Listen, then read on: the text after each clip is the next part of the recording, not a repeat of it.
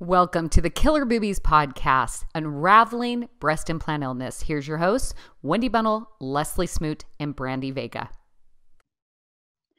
Welcome to the Killer Boobies podcast. It's me, your host again today, Wendy Bunnell, and in my studio is the dynamic Allie Gilbert. I have to tell you, I just met her for the first time today, and just in our little short conversation, I'm like, this woman is a freaking rock star. I can't wait to talk to her for the next 30, 40 minutes. So I'm super excited. And rather than me botch what you do for a profession, because it's really, really fascinating and interesting and important, I'm going to turn it over to you. So what do you do, Allie? So thank you. Yeah, sometimes I struggle with, what exactly do I do? But I am a golf fitness professional and I live in Connecticut, and I primarily train men because most men seek out golf fitness. So through golf fitness, I basically have specialized in working with men from the men's health and hormone replacement perspective and helping them understand the myths and misconceptions when it comes to testosterone replacement and what they can do and why there's this epidemic of low T among men. So I do online and in-person nutrition coaching and training. So that's me in a nutshell. And today we aren't talking about men, are we? Yes, we have a nice change today. we can talk about boobs. Boobs, not boners. That should be the title. I love it. Wow. Had no idea what we were going to be talking about today, but this is exciting. I think that you're going to have some really, really specialized understanding of why the body does this, how it does this. It's really fascinating what you and I talked about before we started recording. So I'm really excited about this. Before we get into that though, tell us your story. Like, what happened with you and why do you know all this information? Obviously you are a survivor of breast implant illness. Am I correct? Mm-hmm. Okay. Yep. So yeah, just start telling us your story. I'd love to hear your journey. Sure. I had never really had boobs ever. So, I had competed and been athletic. So I'm like, okay, I'm flat, whatever. And in 2016, it was a very, very trying time in my life. So horrible relationship. My mom was dying. I just needed a distraction. What better distraction than plastic surgery? So I was like, why not? Let's get some boobs. So it was like within literally like a month, I'm like, one consult, okay, I like this guy, let's book it, blah, blah, blah. And everyone's like, how big are you going? Oh my God. And I was like, you know what? I don't even know. And I asked the surgeon, and he's like, well, I'm going to go as big as your anatomy will allow me to. And I was like, okay. And from what I told people, they're like, oh yeah, you want to go as big as possible because you always regret it. You just want to go bigger. I'm like, whatever. It was like 420 cc, these new gummy bear implants, FDA approved, blah, blah, blah. Wow. No warnings, nothing. No worries. Whatever. It was fun for like the first few months because I was like, oh my God, I could fill out like this shirt and this bra and this dress. And then it got really annoying because they're heavy. Yeah. Like I'm 5'3" and I had these like, because my back was so wide, I had double Ds, like 34 double Ds. Wow. And I was like, okay, all my sports bras were getting stretched out or whatever. But anyway, so that was March of 2016. And that fall, I had a big speaking engagement and I usually lean out for those. Couldn't lean out for it. Literally, this is what I do for a living. I get people lean. I couldn't do it to myself. And I was like, what the hell's going on? My body had always felt like puffy and just like inflamed. Mm-hmm. Don't consider that it's your boobs, right? So I'm like, okay.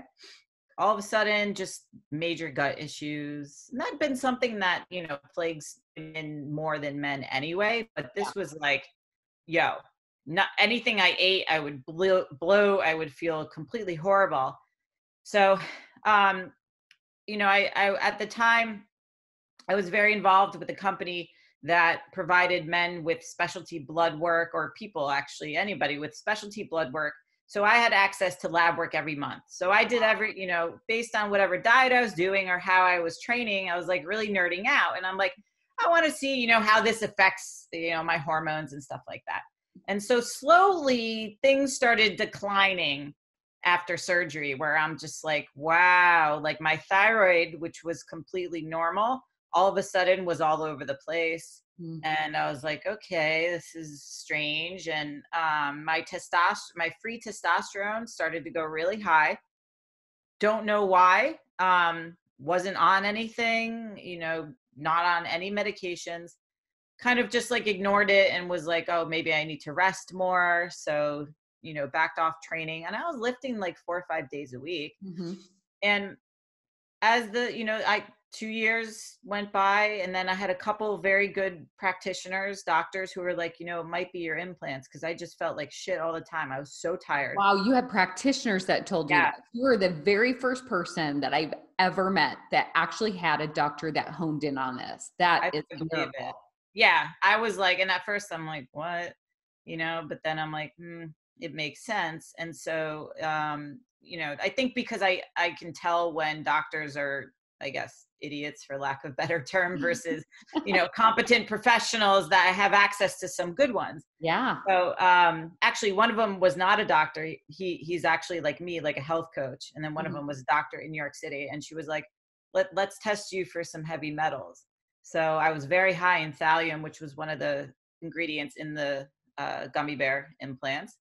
And basically just had this inflammatory response to everything. Couldn't handle dairy, couldn't handle vegetables, couldn't handle gluten, stuff like that. Literally, it's okay, try everything to feel better and then look at surgery. Tried everything to get better. Obviously, it didn't work. So I'm in the Facebook group that has like thousands of women, and there's a group for the New York, New Jersey, Connecticut area. Found a surgeon who basically only does explant now. That's fantastic. And loved him. He actually said in my follow-up back in August, the FDA is trying to put a black box warning on all implants, and he doesn't do any augmentation anymore. He only does. Wow, that is fantastic. Between that, and I know that Arizona just got passed with in the legislation or legislator. I'm not even saying that right. The government. Okay, let's just. It's Friday. It's Friday. Friday the 13th, actually. Yes. During a pandemic, it's okay. So forgive me, give me grace with my. Anyways, that there is informed consent that has to be supplied to every single patient before they undergo breast augmentation surgery. And it's a questionnaire that they actually have to go through and understand that these are potentially the impacts of breast implants, specifically with autoimmune issues and various things. And sweet Robin Tout said, anybody that wants that information and wants to pass this legislation can have it. She'll just pass it on to you and you can do that. You can do it in your own state. So between those two things, I'm so excited that women will actually be informed. If they choose to get it, it's on them totally, which is fine. And not all women get sick. So, right. That is fantastic news though, that your doctor did that. And I'm assuming he performed, full capsulectomy, en bloc, all of that. Yeah. He I was like, yo, send me the pictures right away. Like I wanted to see them. He had to scrape so much, and mine were over the muscle. And he was like, I thought you'd be easy, 2.5 years, over the muscle. And he scraped so much tissue out. He said there's so much biofilm. When he sent it to get tested, nothing came up, but it was just crazy for how stuck it was. He had to cauterize a lot. So I actually, before that, I started getting jealous of how I used to look and see women who had very flat chests, but athletic builds. So now, I laugh because I'm getting married next month. So my wedding dress, the way my pecs look, I'm like, yeah, I have actual pecs. I can flex them. I never thought I'd be so excited to have pecs over having absolutely no cleavage. And the seamstress, they're Russian. She's like, yeah, my dear, you'll have nothing. So we have to brew. And I'm like, oh, we can get bikini bite. We can glue that shit up to my chest. I don't care. I have pecs. So that was something, exciting about that. And even my surgeon's like, yes, I can see your pecs through your chest. And it's funny. And it's sometimes you miss having, you know, the formation of like a boob, or maybe, you know, in a sexual way, like I miss that, but I feel so much better Mhm. that there's nothing that could make me want to go down that road again. Yeah. Yeah. I just love to be able to run and jump again without having that heaviness on my chest that isn't natural for my body, right? Yep. It's an amazing feeling to feel like, oh, my best friend is back, right? Or my Yeah. best friends are back. And not wearing And a bra is like the best. oh, I'm not even wearing one right now, folks. I don't need me neither. It's like, it's amazing. I could probably go sprint and not feel a thing like that. Literally, you know, losing weight for the wedding too makes me very flat, but I'm just like, yeah, 12-year-old boy, I am rocking this. Like, I don't care at all. But it's like, it's funny because 3 of the girls in my bridal party are getting, 2 of them had surgery. One of them is on her way. Mhm. You know, and they also just doing so much better. And shortly before I had surgery, I had a gallstone I had to go to the ER for.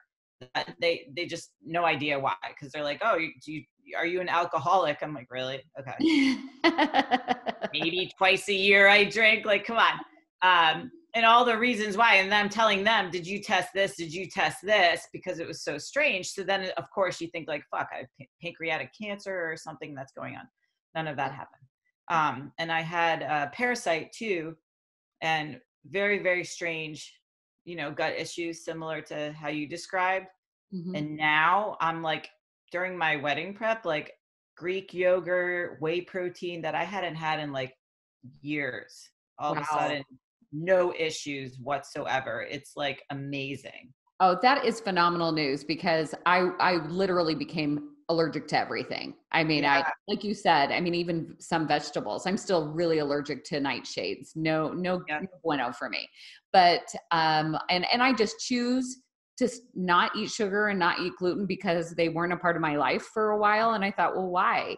Why bring those back in? I feel so Yeah. much better without them. So, but I'm just curious from your experience and your testing and you working in this field, do you have any idea why the gut issues start to happen? The candida, the overgrowth, the yeast, the fungus, all of those things. Do you have any idea why that happens when we have breast implants inside of us? I have to assume that it's the direct immune response, and so the body's reacting to this foreign thing inside you, and that requires so much like like they're all kind of, you know, all right, we got to prepare for whatever this foreign invader is, that it becomes like your immune system becomes suppressed in a sense.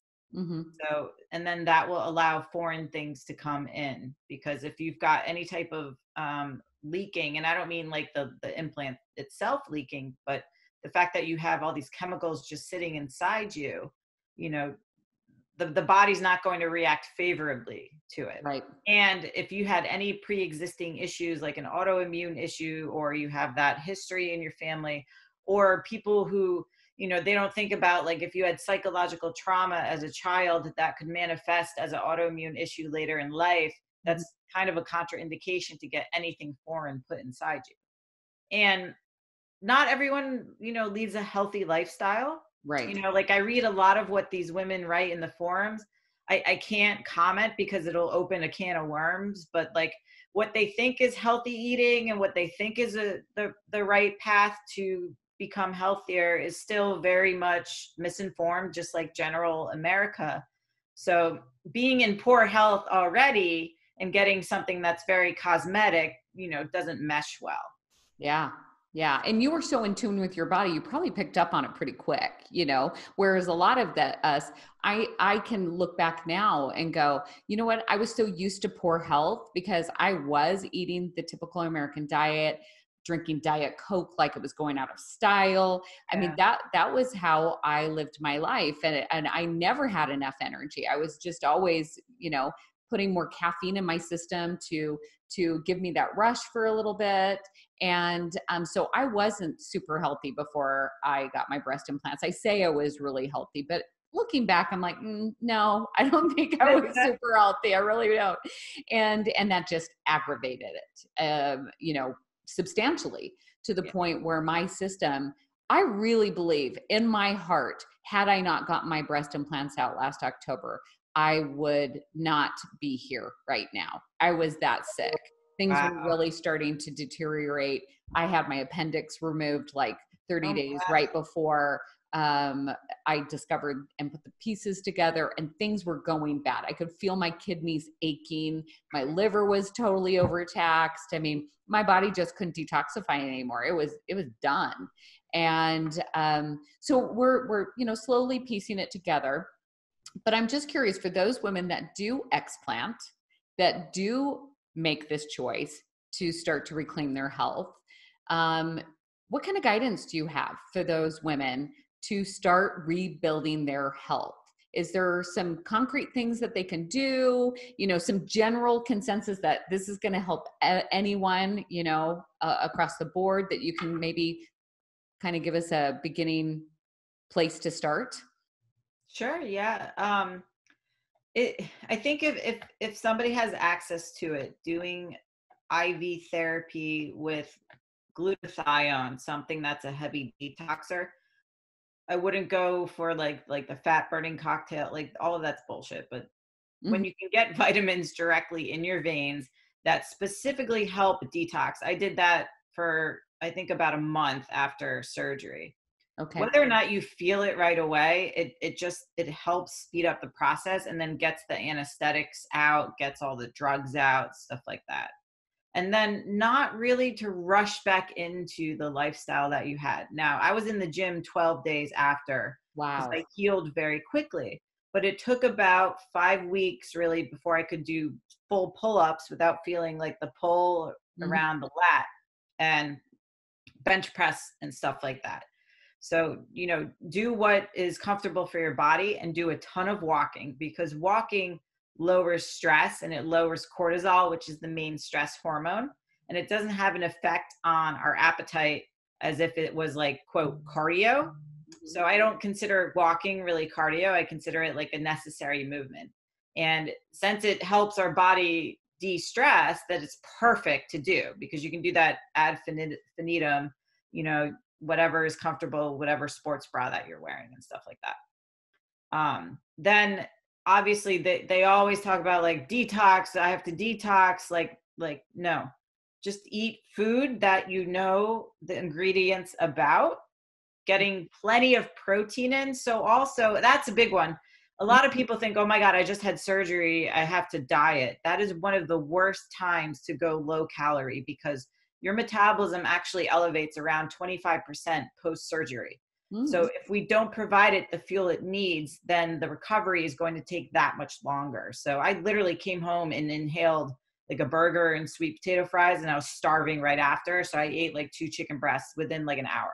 That's a lot of food, but your body's just going to use it and shuttle all those nutrients to the healing process and not store as fat, Mhm. especially if you can keep your protein levels high. So a basic guide would be a gram per pound of body weight. You get very satiated on protein. It's very hard for the body to store protein as fat, and it helps replenish repair any muscle tissue that was cut, especially if you had under the muscle and stuff like that. So do not go low calorie, and Mm. don't be like, oh, okay, she said don't go low calorie, I'm going to eat all the donuts and everything. You Yeah. want your body to get nutritious food. So, protein, carbs, and fats, but stuff that is actually whole foods and everything. So, So if you can read the label or get it from your produce section, you're yeah. good. And then supplement wise, they're so overrated now. Even with my nutrition coaching, if you have a very good multivitamin and a great fish oil, that's all you need. Okay. All you need, You should unless see you've got, my what's that? supplement cabinet. You should see my supplement cabinet right now, Allie. I really should take a picture, because in my healing journey, when I didn't know what was going on, I was like, well, maybe this will help me Oh feel, yeah. maybe this will help me feel better. And it is ridiculous. I Oh probably yeah. have, and I don't think that I am exaggerating when I say I probably have $5,000 worth of supplements and my I believe it. I believe it, because a lot of us go to all these different practitioners who give us all different supplements, especially the Funk Med ones, which I get it. I get why, because they're trying to, give you specialty ones. I'm the same way. Like our entire kitchen, like 2 cabinets is all supplements. And a lot of it is just stuff that was like throwing shit at the wall because nobody knew what would do what. So we all have like that massive collection that we really don't need, unless, if you have like specific sleep issues and need like the melatonin and the sleep stacks and stuff like that, CBD, those are all fine. But I'm saying from a, do I need this, you really just need a good multivitamin that will cover all bases. And then if you don't eat a lot of fish, adding a fish oil, is a good start, because nobody wants to eat 20 pills in the morning. And then at night, it's like shit, you get full off of pills. Like, yeah. Plus by that time, we're all sick of taking pills. Yeah, no. I just went off of a protocol that my doctor put me on with some prescriptive medicines to get rid of some of the candida and whatnot. But, and I'm all finished with that. But, even what about a probiotic? I'm just curious about that. Is that something that is necessary, or does it just depend on the individual? It really depends. So there's a lot about the microbiome that we know. There's a lot that we don't know, probably more that we don't know.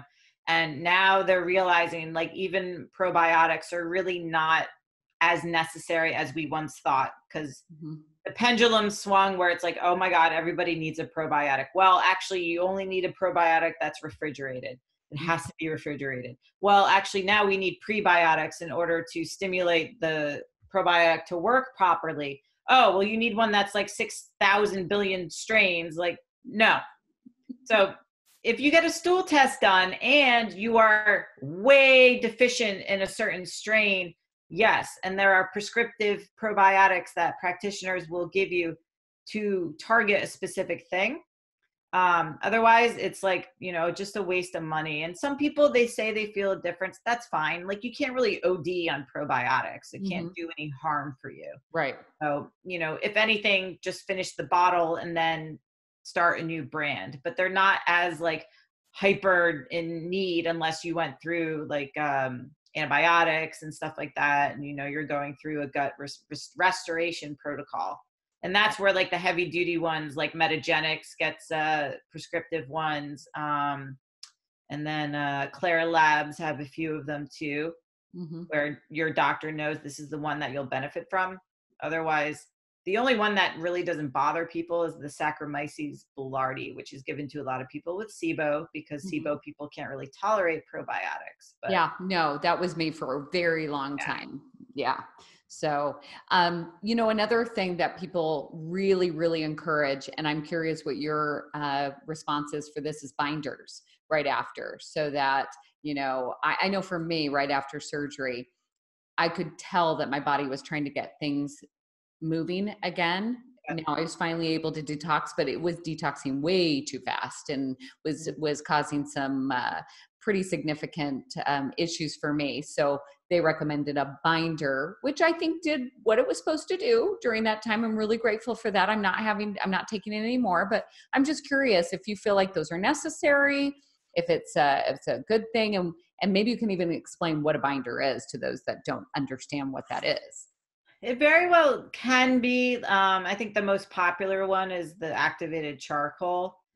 And some people, it can cause constipation if they overdo it, because, as a society, if 200 milligrams of caffeine is good, 900 is better. We tend to go to extremes, myself included. I'm in that camp. Like we're talking before, if somebody has access to doing colonics, I think that's a fantastic way to help, start that process. And they may need a little bit of liver stimulation and stuff like that, just to kind of filter out a lot of the drugs. So, some of those binders, like the bentonite clay is another one that, people will use. I don't think that they would harm when done properly, but the charcoal, you definitely, some people have gotten sick from it. Some people just have to be careful. Okay. That's good to know. I used one called Zeolite was what I used. And that I think that was really helpful in the beginning. I don't feel like it's necessary anymore. So I'm listening Good. to my body and saying, no, you know what? I'm actually really down to very few supplements, but I'm kind of with you. My body knows how to heal. If I will feed it well, and I will feed it in, or, you know, as much good, nutritious, solid food that is out of the produce section and around the perimeter of the store and not necessarily the middle of the store, I will support it and provide it with what it needs to reclaim my health. And that's really what we want to do. You know, Yeah. at the end of the day, we got our breast implants out so that we could start feeling better. Right.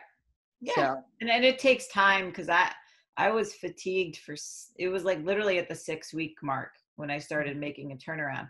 And part of, trying to feel better, I had gone back on Adderall, which I had kicked in my early 20s. mm-hmm. I had, ADD as a kid. And then I was just like so tired. I went back on Adderall.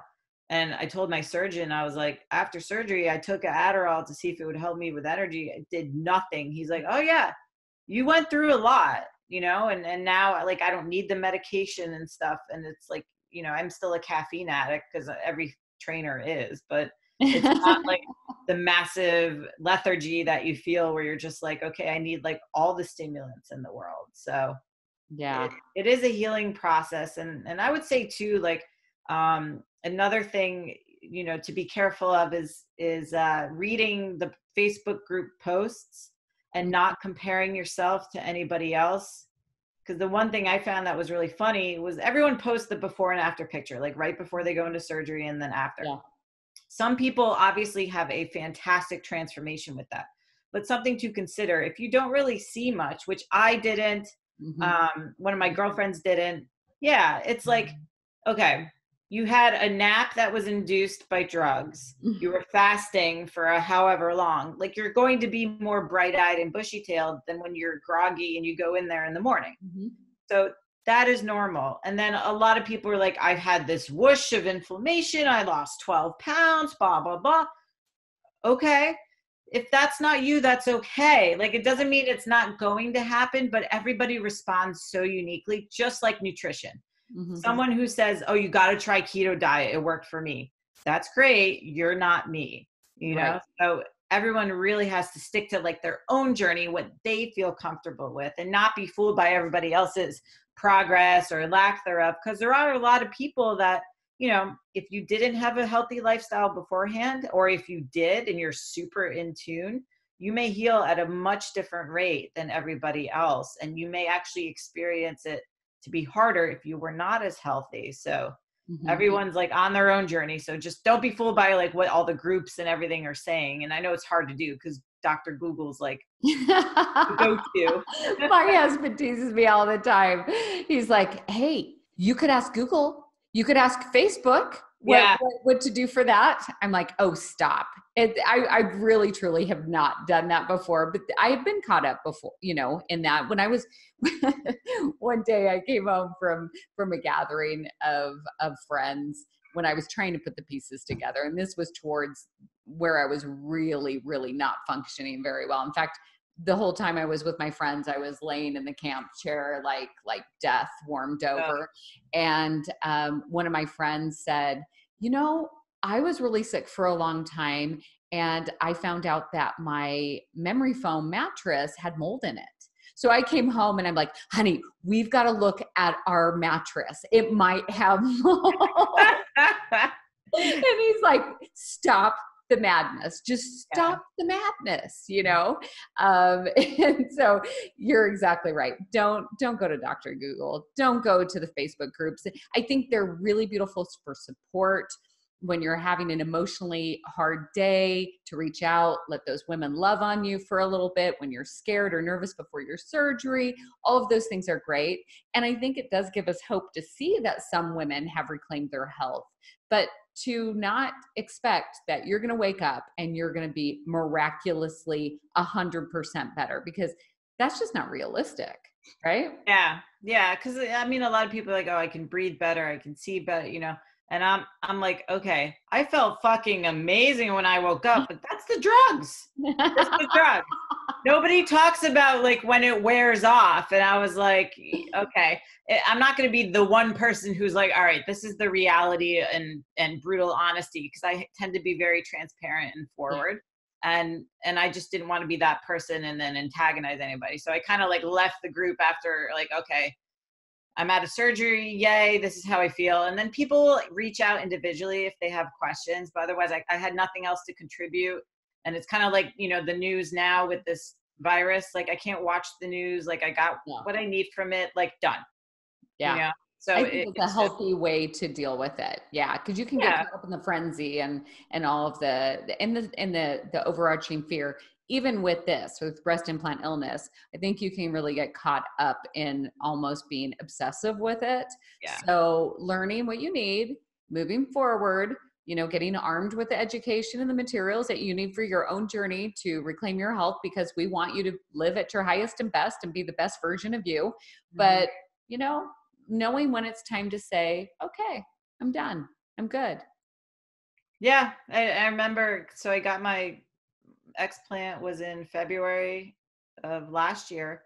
And then my 1 year or 3 year follow-up with my initial surgeon was like 2 months later, and I forgot about it. So they called me and I told his assistant, I'm like, oh yeah, I just got him out. And she's like, what? And I was like, yeah, I got him out. They made me sick. She was like so confused. So then 2 days later, I get a voicemail. Doctor would like to, you know, talk to you and he's wondering why you didn't come to us and blah, blah, blah. And I didn't, you know, return it. And then she called me again, and I'm thinking like, okay, if he wants to talk to me, he knows where to find me. We've emailed before. He can book a consult with me and I'll be happy to talk to him. Because again, you know, these guys, they take it personally and they want to know like, oh my God, what happened? They don't want to hear that it causes all these issues that they didn't warn you about. So yeah. I mean, I can put myself in their shoes and go, okay, they've done this for a living. That would really be a hard pill to swallow, to say, oh my gosh, I unknowingly made a lot of women sick, you know, and it wasn't purposeful by any means, but those same doctors, I hope once they get the data, will then go back and say, you know what? I'm going to do things differently from here on out. And now I do know that it potentially could cause all of these issues with women. And I'm seeing that a lot of doctors are going that way, and kudos to them, right? Because it's hard for you to admit, I possibly should have been giving these women this information all along, although you really can't if you don't have that information yourself. So yeah. And I guess like he wasn't like the most personable person, but yeah. And I just found it strange because like he put in such big implants that like I'm only 38 and I looked like I was 90 because they started, you know, bottoming out. They were low. And I was just like, well, I don't want this. And so that caused them to flip. And, you know, my explant surgeon's like, yeah, they were like this degree and that degree. And like, you know, I felt like I could just pull the shirt up from the bottom and then my boobs would be hanging out. And that's like what stretched all the sports bras out. And I was like that. Then I was miserable. I was like, then there's no point. And if I went, you know, braless, it was still flat here. The boobs down here. I'm like, yeah. Not a good look. Yeah, like there's nothing you can do about that unless you get another set under the muscle. And I was not going to do that. I mean, yeah. Just like things you don't think of, like, oh yeah, you look like you have saggy tits by the time you're 37 years old. So, you know, just kind of in summing up this episode, I'm just curious, Allie, is there any additional piece of advice for women out there that are listening to this episode that are hoping that they can get back into a space where they're healthy again? Is there anything else that you can offer to them before we close things up? Post explant, you know, it's be patient. Okay. Be patient with yourself, because like I said, it's very easy to get influenced by other people's rate of progress, and just know that this is still a very misunderstood arena. So there's no protocol for you will feel XYZ. So just kind of take it day by day, and don't rush anything, but know that at least it's going to get better, because it can't get any worse because you don't have them in you anymore. So yeah, that's great. Well, thank you. It has been so much fun. And I love this is we're a wealth of knowledge. This has been really helpful for even me. And I'm certain that a lot of listeners will gain a lot of valuable information. If they would like to get in touch with you directly, Ali, how would they do that? What is the best? Probably Instagram. I'm mostly on Instagram. The Ali Gilbert is my handle. I don't really go on Twitter, and I'm on Facebook too, Ali Gilbert, ALI. And then my website is ali-gilbert.com. Okay, fantastic. Thanks again. Have a fabulous day and have a fabulous wedding. Thank you. That's like a month away. I know. Fantastic. And barring any other diseases that come our way. Do you ever like just shake your head and go, wow, life really throws me some curveballs here. This is interesting. I'm thinking this is like payback for me being like, wedding planning is not that stressful. Okay, fast forward like a month later and it's like wham. You didn't think it was stressful? Okay, well, I'll give you some fine. Got it. Universe, I got it. I'm on your page. Right. But regardless, it's going to be beautiful. However it turns out, it's going to be the perfect wedding for you. And so I'm super excited and celebrate this amazing day with you. So thank you very much. Have a fantastic day, month, wedding, and we'll talk to you soon. Thank you. Bye-bye. Thank you for listening. Spread the word by subscribing, liking, and sharing the Killer Boobies podcast today. You could be the person who helps someone reverse their pain and suffering and reclaim their health today.